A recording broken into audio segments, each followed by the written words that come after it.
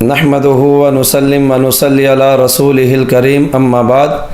Mirza engineer جہلمی ہو اور اس کے شر سے حضرات صحابہ کرام رضوان اللہ تعالی عنہم اجمعین، بالخصوص سیدنا معاویہ بن ابی سفیان رضی اللہ تعالیٰ عنہ محفوظ ہوں، یہ ممکن نہیں ہے۔ مرزا انجینئر اپنے فالورز کو ایک بانسری سنا رہا تھا کہ حضرت معاویہ رضی اللہ تعالی عنہ کے گورنر نے محمد بن ابی بکر کو گدھے کی کھال میں ڈال کر ان کی لاش کو جلا دیا تھا۔ لا حول ولا قوت الا باللہ العلی العظیم۔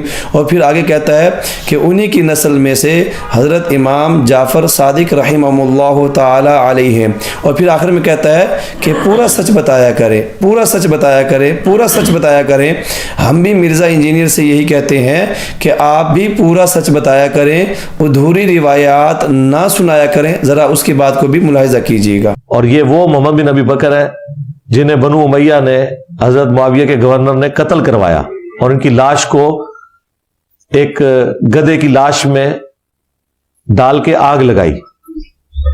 اس محمد بن ابی بکر کی جو اولاد ہے نا، اس میں سے امام جعفر صادق پیدا ہوئے ہوئے۔ ہاں، پورا سچ بتایا کریں، پورا سچ بتایا کریں، پورا سچ بتایا کریں۔ جی، آپ نے مرزا انجینئر جہلمی کی گفتگو کو ملاحظہ کیا۔ مرزا انجینئر جہلمی نے جس روایت کو پڑھ کے سنایا ہے، جس روایت کی بنیاد کے اوپر یہ باتیں کہی ہیں، یہ روایت تاریخ طبری کے اندر سند کے ساتھ موجود ہے۔ یہ روایت سرے سے بالکل جعلی، من گھڑت اور موضوع روایت ہے۔ اس کی بنیاد یہ ہے کہ اس کا پہلا راوی ابو مخنف لوط بن یحییٰ ہے۔ ابو مخنف جو راوی ہے، یہ غالی قسم کا شیعہ اور رافضی راوی تھا، جو صحابہ کرام رضوان اللہ تعالی عنہم اجمعین پر بہتان بازیاں بھی کرتا تھا اور جھوٹے الزامات بھی لگاتا تھا۔ اور اسی طرح دوسری وجہ اس کے اندر یہ بھی آتی ہے، اس میں اور دیگر مجہول راوی بھی موجود ہیں۔ اتنی بے سند بات جس کا کوئی سر پیر نہ ہو، مرزا انجینئر اپنے فالورز کو بدھو بنا رہا ہے اور سیدنا معاویہ رضی اللہ تعالیٰ عنہ پر الزام لگا رہا ہے۔ دوسری بات، مرزا انجینئر سے ہم یہ مطالبہ کرتے ہیں اور اس کے فالورز کو بھی یہ دعوت فکر دیتے ہیں کہ آپ ذرا غور و فکر کریں کہ کیا مرزا انجینئر نے یہ پوری بات آپ کو سنائی ہے اس روایت کی سند کے حوالے سے۔ دوسری بات اس کے اندر یہ بھی ہے کہ مرزا انجینئر نے یہ جو روایت پڑھ کے سنائی ہے، یہ پوری نہیں پڑھی، پوری روایت موجود ہے اسی تاریخ طبری کے اندر، اسی سند کے ساتھ موجود ہے۔